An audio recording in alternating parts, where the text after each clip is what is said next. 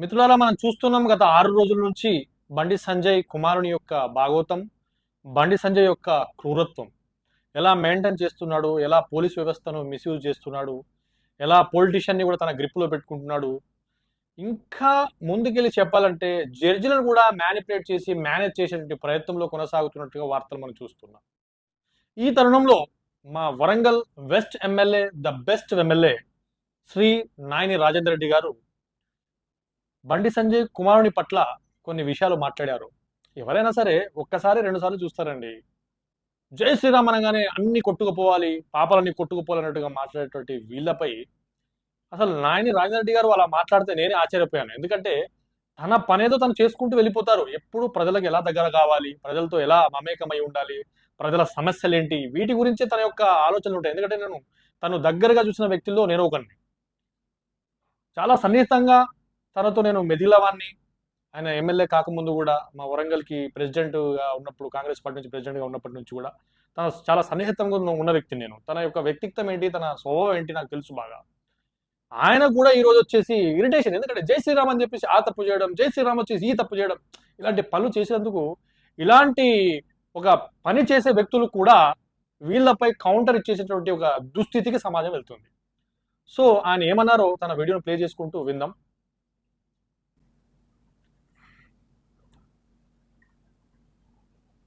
నిజంగా మీరు home minister గారు రాజీనామా చేయాలి ఫస్ట్. లేదంటే నీ కొడుకుని తీసుకొచ్చి సరెండర్ చేస్తే నీ యొక్క గొప్పతనం పెరిగేది. అది వదిలిపెట్టి ఇంకా నేను వీళ్ళంతా చూస్తా, వాళ్ళని చూస్తా, రోడ్డు చేసి చూస్తా, ఏంటిదే చూసేది. ఏమంటే బీసీ అంటానో, లేదంటే జయరామ్ అంటానో, ఏంటిది ఇది? అంటే మీ పార్టీలో, మీ బీజేపీలో ఎప్పుడు ఏది చేసినా జై శ్రీరామ్ అంటే అనిపోతాయా? ఏంటిది మీ ఉద్దేశం? కరెక్టే కదా, మీ ఉద్దేశం ఏంటి అని అడుగుతున్నారు. జై శ్రీరామ్ అనగానే అన్ని పోతాయా అని అడుగుతున్నారు. నాయని రాజేంద్ర రెడ్డి గారు సూటిగా ప్రశ్నిస్తున్నారు. బండి సంజయ్ గారు దీనికి సమాధానం చెప్పండి. మీరు ముందు రాజీనామా చేయండి. మన నాయని రాజేంద్ర రెడ్డి గారు ఒక డిమాండ్ చేస్తున్నారు. మీరు ముందు రాజీనామా చేయండి. మీరు రాజీనామా చేసి ఆ తర్వాత నిజాయితీగా ఒక సామాన్య పౌరునిగా ఉండి మీ కేసు ఫైట్ చేయండి. అది చేత కాదు. అది చేస్తే ఇక పోలీసు వాళ్ళు మీ మాట ఎందుకు వింటారు? వినరు కదా. కాబట్టి మీరు పదవిలోనే ఉండాలి, సమాజాన్ని భ్రష్టు పట్టించాలి. అదే కదా.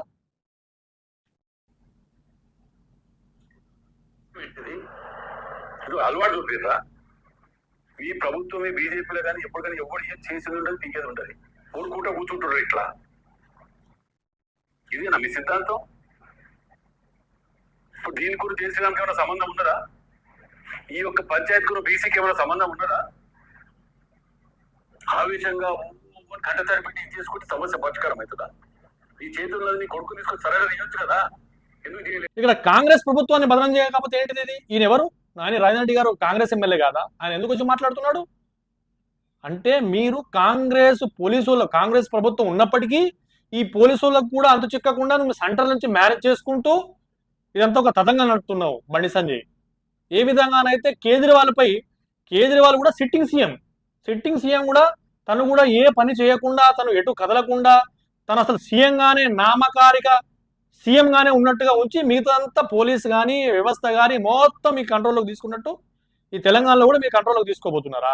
ఏం జరుగుతుంది రాష్ట్రంలో? ప్రజలు ఊరుకుంటారా? సమాధానం చెప్పు. రాజీనామా చేయం చాలా కాకపోతే ఒక సెంట్రల్ హోమ్ మినిస్టర్ గా ఉండి నీ కొడుకును సరెండర్ చేయలేకపోయినప్పుడు ఎందుకు నీకు ఆ పదవి? పొద్దుగా లేస్తే ఎవరైనా ఏదైనా దానిలో నోరు ఇసుకపడి పడేటోళ్ళు మీ బీజేపీ వాళ్ళందరూ ఇప్పుడు ఏం సమాధానం చెప్తారు? ఒక్కడు మాట్లాడలే బీజేపీ వాడు. ఏమైనా చేయటాలు, తప్పు చేయటాలు, ఇదంటారు, అది చేయటాలు, ఎవరంటే బీసీ అంటో లేదా జై శ్రీరామ్ అనటం ఇదే దుకాణమా? అరే 4 మంచి పనులు చేసి ఈ పని చేసినా మేము మా గొప్ప అని చెప్పి చెప్పుకొని బతకండి. ఇంట్లో ఉన్న దేవుని పట్టుకొచ్చి రోడ్డు మీద వేసి ప్రతి చేసిన అవల పనులకు దేవుని ముందు పెట్టుకొని తిరుగుతారా? ఇంట్లో ఉన్న దేవుడు, పవిత్రమైన దేవుణ్ణి, ఒక దేవుడు అంటే మన ఆచారం, నమ్మకం, రేపు భవిష్యత్తుకు మనం ఏది కానీ తలుచుకొని డిసిప్లిన్ గా పోయింది అనుకున్నారు. అన్ని రోడ్డు మీద వేసి నవ్వుల పాలు చేస్తున్నారు. ఎడవాళ్ళు ఇలా ఏం మాట్లాడలేదు. ఎంపీలు కానీ వీళ్ళు ఎమ్మెల్యేలు వీళ్ళంతా చూసేది కదా, ఇంట్లో ఉన్నటువంటి దేవుణ్ణి రోడ్డుపైకి లాక్కొచ్చి దేవునిపై చెడ్డ పేరు తెచ్చేటువంటి ప్రయత్నం చేస్తున్నారు మన బీజేపీ కార్యకర్తలు. అవును కదా. మరి ఇప్పుడు దేవుడు అంటే ఎవరి నమ్మకం వాంది. ఒకరికి దేవుడు కావచ్చు, ఒకరికి దేవుడు కావచ్చు. ఎవరి దేవుడు వాళ్ళకి ఇష్టం, ఎవరి ప్రకారంగా వారు ఉంటారు.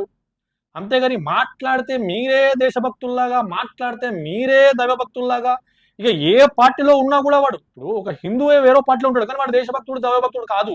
బీజేపీలో ఉంటేనే వాడు దేశభక్తుడు దైవభక్తుడు. బీజేపీ నుంచి జస్ట్ పక్కకు రాగానే వాడు దేశద్రోహి అయిపోతాడు. ఇదే మీ స్ట్రాటజీ. ఎన్ని రోజులు ఇంకా ప్రజలు చూస్తట్లేదా? ప్రజలు చూడట్లేదా? ప్రజలకు తెలియదా ఇవన్నీ విషయాలు? ఒకానొక రోజు బట్టలు ఉడదీసి కొట్టే రోజులు మీకు వస్తాయి.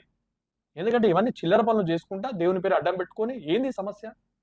ఇంకా తిప్పుతూనే ఉన్నావు, ఇంకా తిరుగుతూనే ఉన్నావు, ఇంకా దాస్తూనే ఉన్నావు, ఇంకా ఏదో చేద్దామని ప్రయత్నం చేస్తున్నావు. ఏం చేస్తావు ఆఖరికి నువ్వు? అంటే ఈ కేసు నుంచి ఎట్టి పరిస్థితుల్లో తప్పించే ప్రయత్నం చేస్తున్నావా? ఇక మోదీ గారితో తెచ్చి సభ పెట్టించి చెప్పిస్తావా ఇంది పోలీసు వాళ్ళకు? నాకు అర్థం కాదు. ఇక ఇప్పుడు నీ వల్ల కాకపోతే నరేంద్ర మోదీ గారిని పిలుస్తావా? మళ్ళీ పిలిచి ఇక్కడ కూర్చోబెట్టి నా కొడుకును నిర్దోషం తనతో చెప్పిస్తావా? జడ్జిలందరినీ కూడా పిలిచి ఒక మీటింగ్ పెట్టి ఒక పని చేయి. జడ్జిలందరినీ నరేంద్ర మోదీ గారి దగ్గరికి కూర్చోబెట్టి ఒక దగ్గరికి నరేంద్ర మోదీ గారిని పిలిచి ఆయన కూర్చోబెట్టి జడ్జిలందరూ తన ముంగడ కూర్చోబెట్టి ఈయన బండి సంజయ్ కొడుకు నేను నేరం చేయలేదు, నేను చెప్తున్నా కాబట్టి మొత్తం క్లోజ్ చేసాడని చెప్పి ఒక మాట అయిపోద్ది. ఇక ఇదే కదా మిగిలింది. ఇంకేం మిగిలి ఉంది? రాష్ట్రంలో మొత్తం చేసేసాం, అన్ని పనులు చేస్తున్నాం, మిగిలింది ఇదే. చివరి ప్రయత్నంగా మోదీ గారిని తెచ్చేసి అందరిని చెప్పించేసి పని అయిపోద్ది. ఇంకా నువ్వు చెప్తే వస్తారు మోదీ గారు.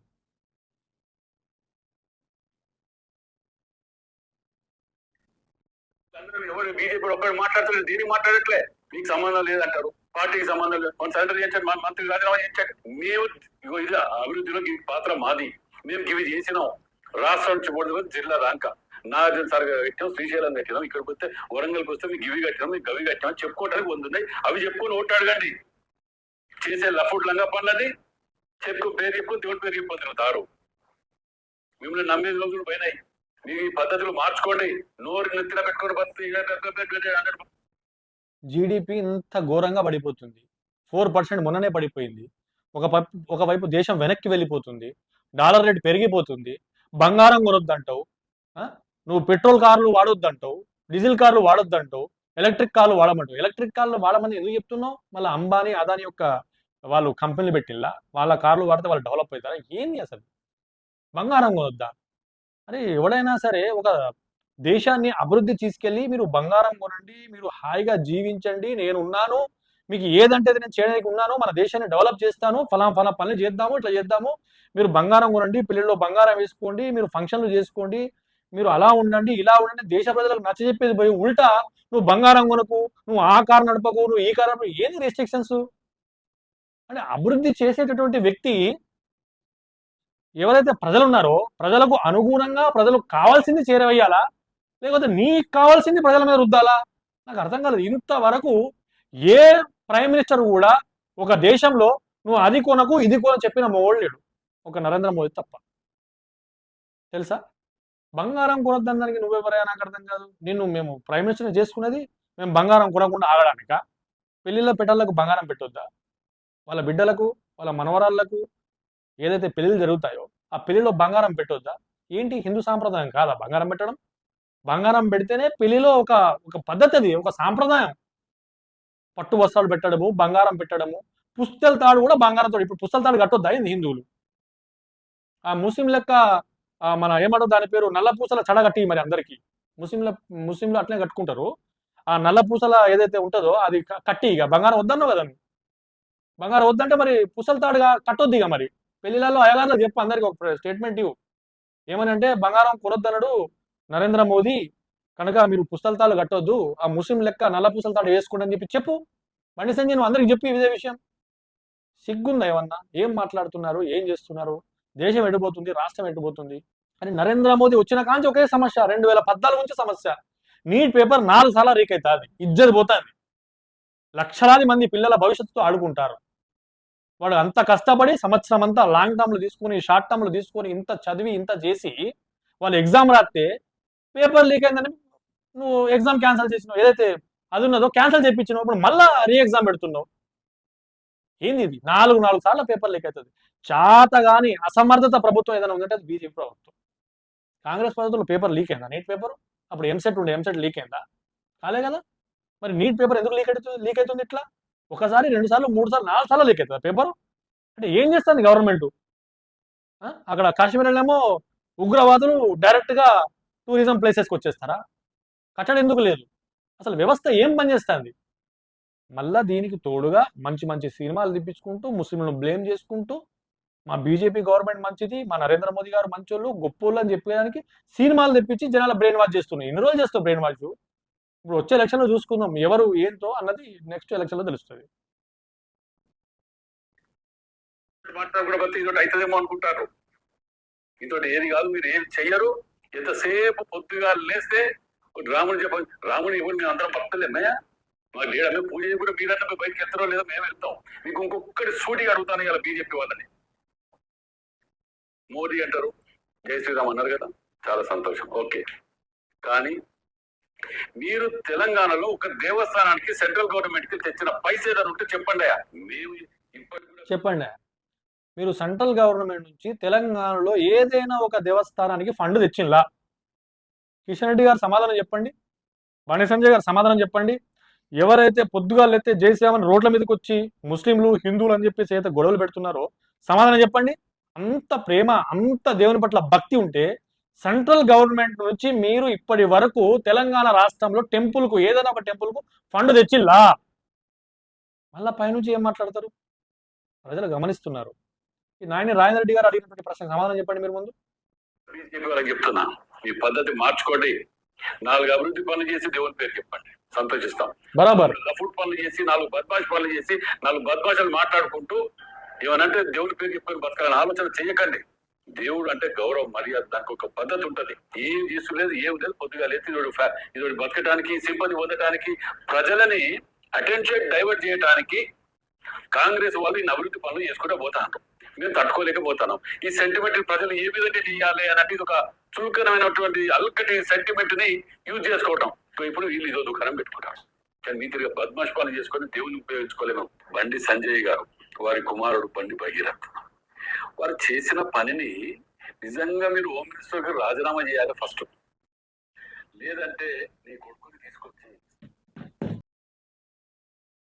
నా కొడుకు తప్పు చేసిండో లేదో కోర్టు నిర్ణయిస్తుంది.